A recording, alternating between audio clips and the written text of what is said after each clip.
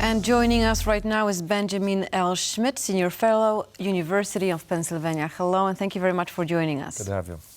Hi, great to be here. So just to recap, Russian President replaced Shoigu with Andrei Belousov as Russian Minister of Defense. Shoigu is right now in a position of Security Council Secretary in place of Nikolai Patrushev.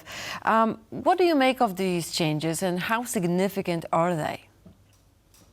Well, first of all, I think that we're not done seeing where everyone ends up. I think at the end of the day, it's in some ways kind of like moving deck chairs on the Titanic for Putin in terms of strategic trajectory. I think that there's really not going to be much of a change in terms of how we see Russia, effectively continue its campaign of aggression and illegal invasion of Ukraine.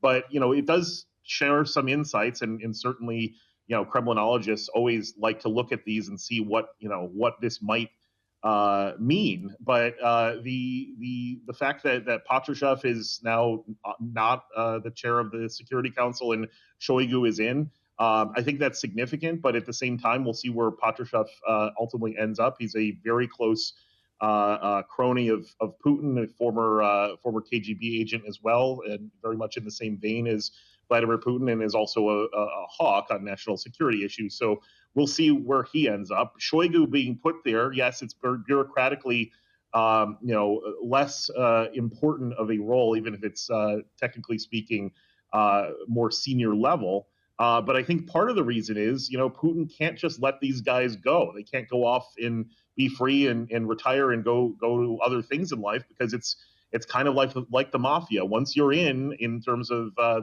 being a part of the Putin regime, you're in for life, because it's a corrupt kleptocratic system.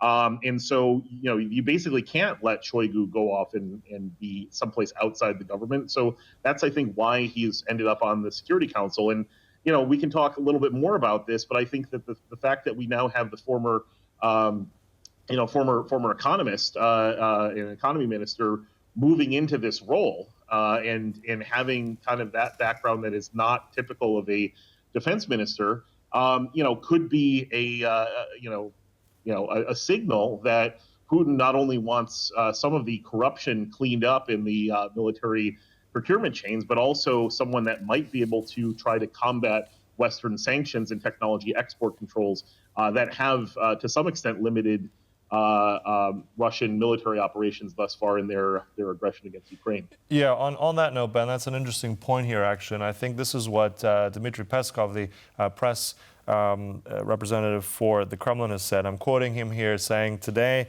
the winner on the battlefield is the one who is more open to innovation, more open to implementation as quickly as possible." Now, what you've said on that, I mean, it's very much looks like technocrats here are in the ascendance.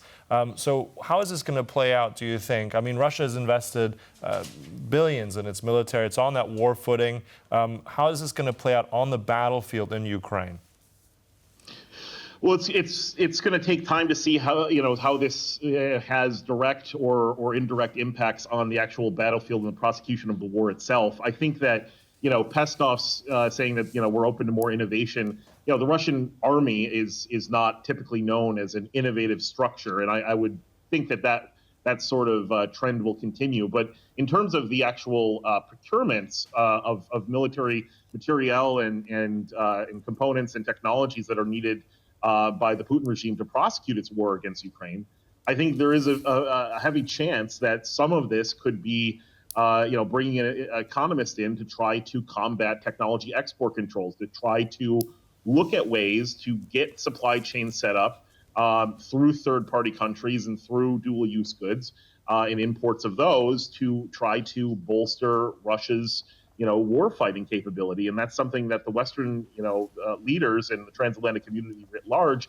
need to really stock up and staff up the amount of sanctions and targeting officials and the technologies, both satellite technologies and surface technologies for maritime tracking and everything in between, to make sure that we continue to choke off the ability of the Putin regime to procure those weapons of war, the components that make them possible to continue prosecuting its war against Ukraine.